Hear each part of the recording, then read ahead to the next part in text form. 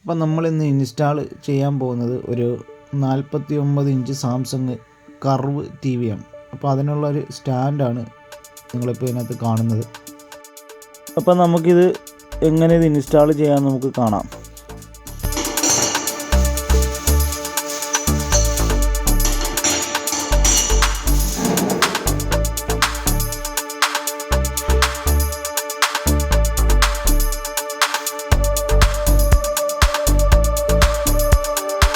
ഇപ്പം നമ്മൾ വാങ്ങിയ സ്റ്റാൻഡിൻ്റെ കൂടെയുള്ള സാധനങ്ങളാണിത്. നീളത്തിലുള്ള കവറാണിതിൽ. ഇതിൻ്റെ സ്ക്രൂസ്, അതുപോലെ തന്നെ ഫിഷർ, വാഷർ, അതുപോലെ തന്നെ എൽക്കി, സ്പാനർ, അതുപോലെ തന്നെ ഇതിൻ്റെ ഭിത്തിയിൽ നമുക്ക് ലെവൽ നോക്കുന്ന സാധനം, അതുപോലെ എല്ലാ ഐറ്റംസും നമുക്ക് ഇതിൻ്റെ കൂടെ കിട്ടുന്നതാണ്.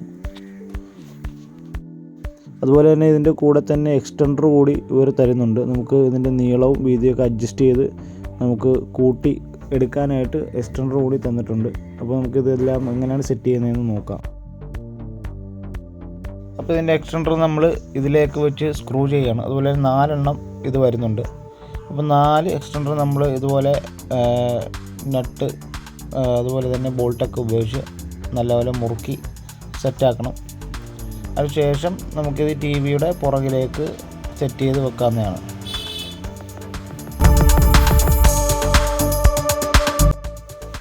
ഏകദേശം ഇതുപോലെയാണിത് സെറ്റ് ചെയ്യേണ്ടത്. അപ്പോൾ ഇതിൻ്റെ 4 ഹോൾസ് ഉണ്ട്. ആ 4 ഹോൾസിലേക്ക് നമുക്ക് ഈ സ്റ്റാൻഡിന് വെച്ച് സ്ക്രൂ ചെയ്യണം. വാഷറും നട്ടും ഒക്കെ ഉപയോഗിച്ച് നല്ലപോലെ ടൈറ്റ് ചെയ്ത് കൊടുക്കണം.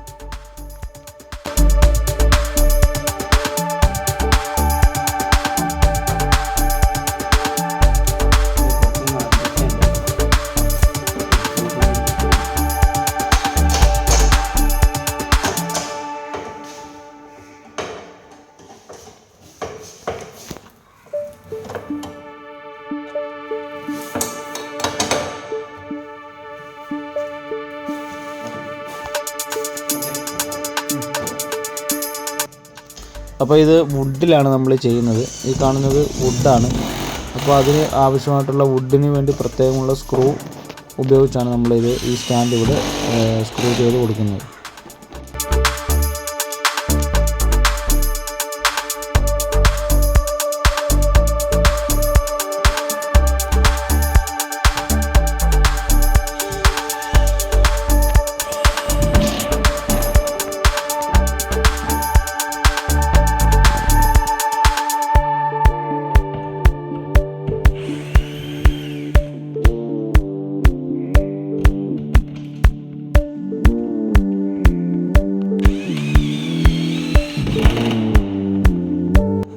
ശേഷം നമുക്ക് ഈ ലോക്കൊന്ന് സെറ്റ് ചെയ്ത് കൊടുക്കണം. ഇത് നമ്മളെ സ്റ്റാൻഡിലേക്ക് വെച്ച് ടൈറ്റ് ചെയ്യുകയാണ് നെട്ടൊക്കെ ഉപയോഗിച്ച്. അപ്പോൾ നമുക്കിത് സെറ്റ് ചെയ്തതിന് ശേഷം നമുക്ക് സ്റ്റാൻഡിലേക്ക് ഫിറ്റ് ചെയ്യാവുന്നതാണ്. ഒരു എൽക്കി ഇതിൻ്റെ കൂടെ ലഭിക്കുന്നുണ്ട്. ഈ എൽക്കി ഉപയോഗിച്ച് ഈ സ്ക്രൂ ഒന്ന് ടൈറ്റ് ചെയ്ത് കൊടുക്കേണ്ടതുണ്ട്.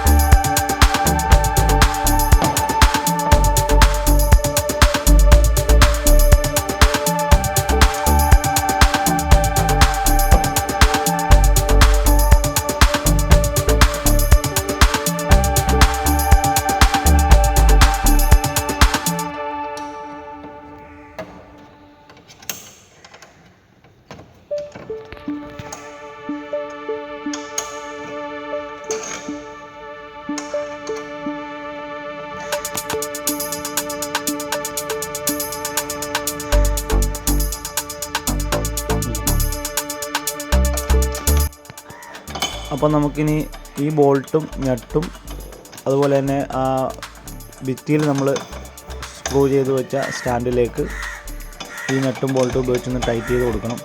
അപ്പോൾ നമുക്കിതൊന്ന് ടൈറ്റ് ചെയ്ത് ഫിറ്റ് ചെയ്തതിന് ശേഷം നമുക്കൊന്ന് കാണാം.